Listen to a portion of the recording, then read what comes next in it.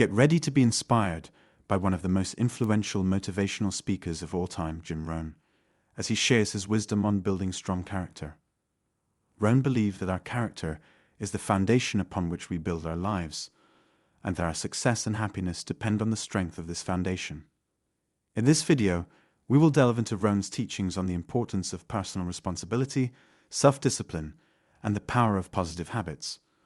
Through his insightful and practical advice, we will discover how to cultivate the habits and attitudes that build strong character and lead to a fulfilling and successful life. So sit back, take notes, and get ready to be transformed by the timeless wisdom of Rohn. Today you still have a real chance to turn your dreams into reality, to make yourself into exactly what you want to be, no matter who you are or where you start from. Some people might disagree with me about that, but I know it's true. That's why we should be doing everything we can to make the most of the opportunities that have been given to us. Yes, we still live in the age of opportunity, but let's look for a moment at some of the important changes that have taken place in the world. For one thing, there are more people throughout the world who have access to the spectrum of technological advances. They have cars in their garages, computers, satellite dishes, all of it. And I say good for them, because when you've worked hard for it and you've finally gotten it, having a lot of nice stuff is fun. But I also say take care, because the stuff that really matters can get buried under everything else. The right stuff can get smothered under all the plastic and shiny metal. The inner resources that will sustain you when the clock strikes midnight and the carriage turns into a pumpkin, those inner resources can start to get lost. And what you've got becomes a little less important than what you are. I'm talking about character now. Does it seem to you that a lot of people are succeeding these days without the benefit of a strongly developed character? It does seem that way to me sometimes, but I think some very positive signs are beginning to appear. I think we're starting to realize that we'd better remember what got us this far if we expect to go any farther. So I'm going to tell you where the word character comes from, and I'd hope it has as big an effect on you as it did on me.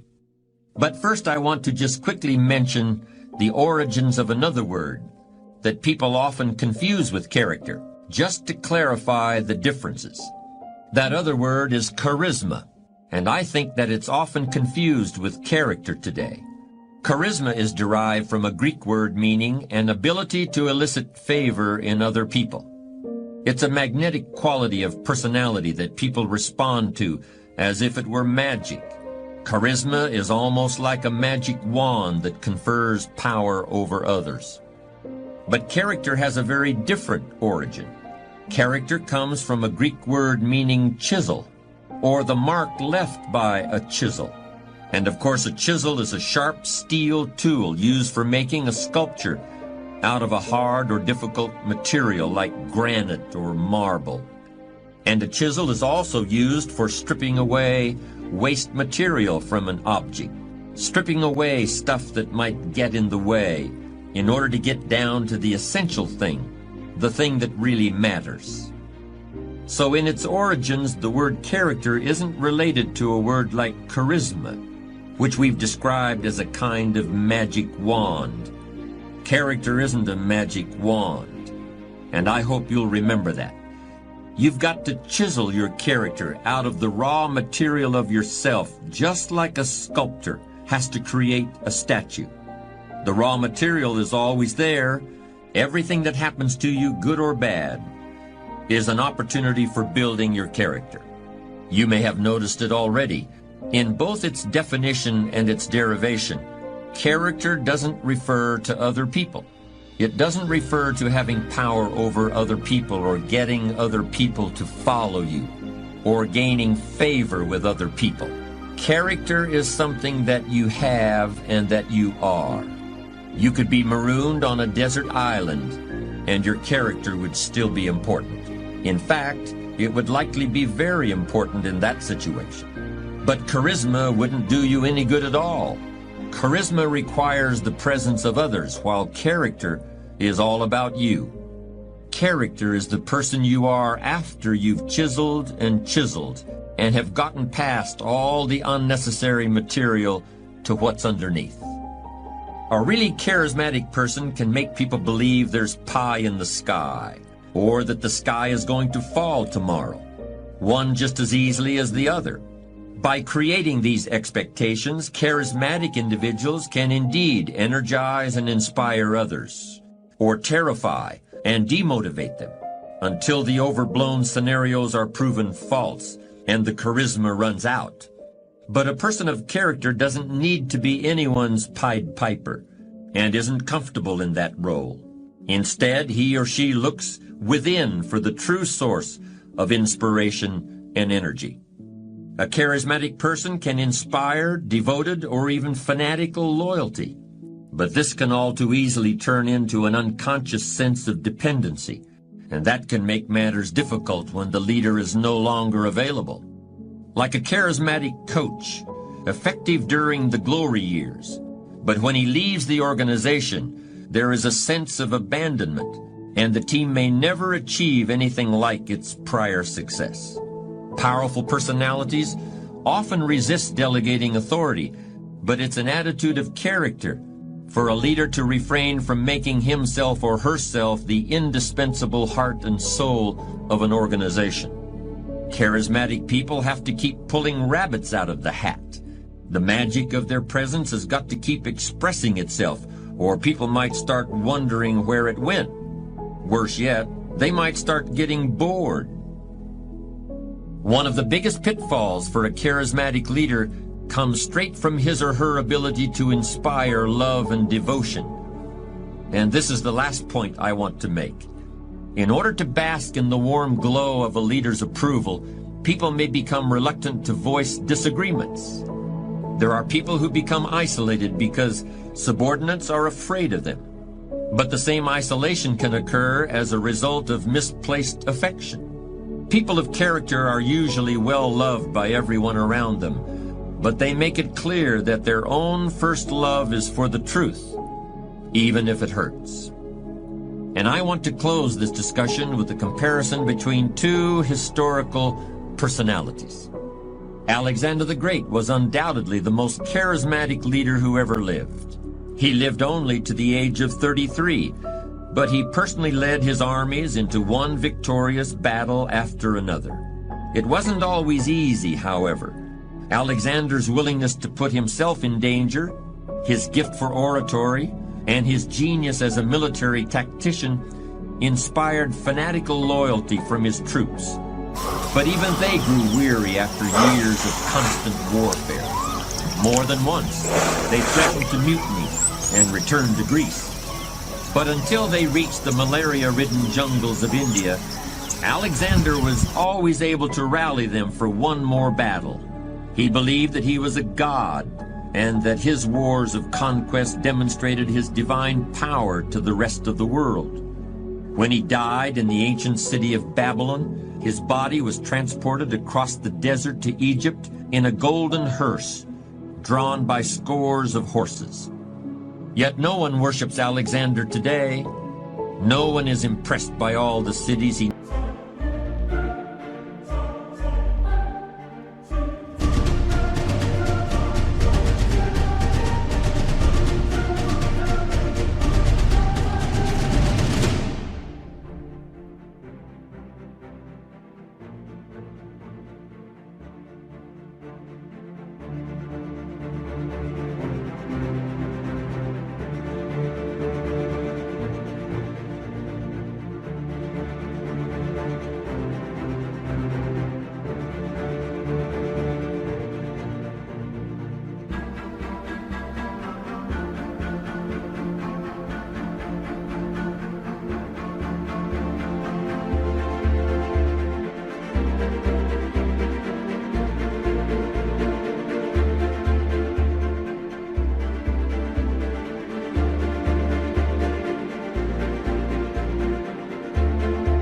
named after himself, or by the city he named after his horse, or by the palace he built, and filled with huge pieces of furniture so that people would think he was a giant. In fact, Alexander's influence began to evaporate soon after his death, and new conquerors soon took his place. 300 years after Alexander, Jesus Christ began to preach. Instead of an army, he had 12 men. Others tried to say he was a god, but he never said so himself. He didn't own a horse. He never founded a city. And when he died, there was no golden hearse. Yet the force of his character has endured and grown, while the most charismatic leader who ever lived is of little interest to anyone except historians. Because character is what's left after charisma is gone. The essential point is this: I don't think character is something that just happens by itself, any more than a chisel can create a work of art without the hand of an artist guiding it. In both instances, a conscious decision has been made. A conscious process of design is at work. Character is the result of hundreds and hundreds of choices you may make that gradually turn who you are at any given moment into who you want to be. If that decision-making process is not present, you'll still be somebody. You'll still be alive, but may have a personality rather than a character. And to me, that's something very different. Character isn't something you were born with and can't change like your fingerprints. It's something you weren't born with and that you must take responsibility for making. There used to be a joke about football teams that lost every game. The coach would say, "Well, we built a lot of character this year, didn't we?" As if character is something that you settle for when you haven't achieved what you really wanted. Or as if character is something that automatically develops in you as a result of adversity. I don't buy that. I don't think adversity by itself builds character. And I certainly don't think that success erodes it. You can build character by how you respond.